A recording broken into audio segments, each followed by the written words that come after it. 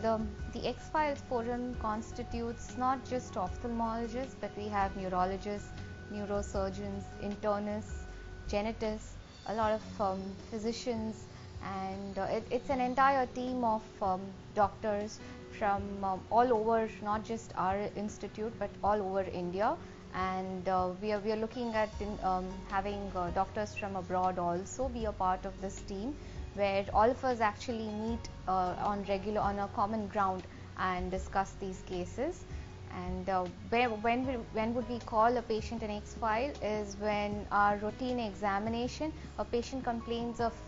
unexplained vision loss, patient complains of decreased vision, and a regular examination doesn't pick up the cause for his decreased vision, then he is referred. So it's basically on referral basis. It's a tertiary eye center, and we look at these cases which are referred from doctors outside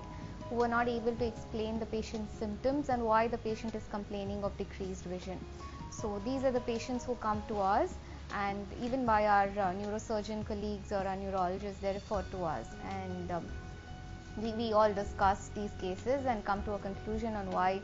most of the time we come to a conclusion on why the patient is complaining of decreased vision.